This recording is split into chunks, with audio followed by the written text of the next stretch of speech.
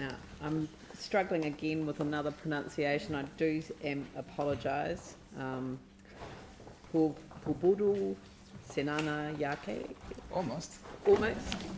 I will pronounce my name so that you guys are aware. So, kia ora kato, ko Pubudu Senanayake to koingoa. So it's Pubudu Senanayake. That's all right. Just before I start, can I just say thank you to all the staff who've prepared all the documentation, put this all together. It's a ton of work. It's greatly appreciated. You guys are doing a great service of democracy, so thank you very much. Anyway, so to get started, in general, I think, like the previous speakers have said, there's quite a lot of good stuff in the long-term plan, so thank you for that.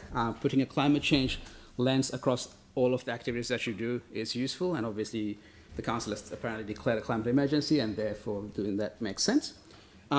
Things like prioritizing the major cycle routes, I think is a good idea. But I think in addition to that, we do need more coherence on the transport strategies, and I want to kind of touch on the disparity between ECAN and CCC. I know we've spoken since, 2015 about getting things together and some coherent body across it. Still, as far as the public can see, hasn't happened, which I think is a massive gap, and obviously there's some disparate priorities between the two organizations. And you know, we've had 6 years now, climate change is coming, and we don't have a good public transport strategy because of these things. People need to get over it and get it sorted out, I think. So in addition to that, and as a ratepayer, I do support the proposals around the rates. I think rates should be entirely progressive and probably a bit more aggressive in some cases. We shouldn't have things like flat rates, which I know ECAN has proposed in the past. And obviously, the higher the capital value, I think it should be an even large proportion of rates that are paid. And I think the number of properties that an entity owns should also have some bearing on that. So, for example, if someone owns 2 properties that are 200K each, and someone owns one 400K property, you should be paying roughly the same amount, right? But it doesn't end up being that way depending on how you set the progressiveness. So those kinds of inequities should be addressed. And I think one of the big things about all of these things is that, to me, the LTP strikes as not really addressing structural inequalities. So things like the mobile services around our libraries, the closure of Riccarton, the proposed closure of the Riccarton bus interchange, strikes me as hitting people who are already vulnerable to things that we can't do. And I think another look needs to be taken with an equity lens across this.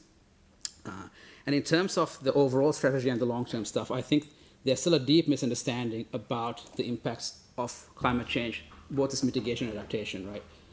And it's not necessarily specifically in the LTP, but things like the Taras Airport expansion or the new airport is an idea that to me shows the council is completely unaware of the actual degree of what the climate emergency stays. It's one thing to declare the emergency, but if you don't understand the implications of it and have long-term plans that don't actually work out, it's not very useful. So mostly a good job, but there are some things that you guys need to take a look at, and please take a actual long-term view of the long-term plan, and not just the next 1.5 years till the election. Thanks.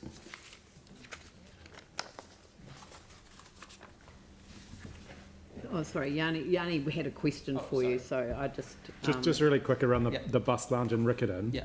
The city used to have a strategy to have bus lounges in other suburbs as well. Do you think we should look at a suburban bus interchange hub lounge type strategy across the city? I think so.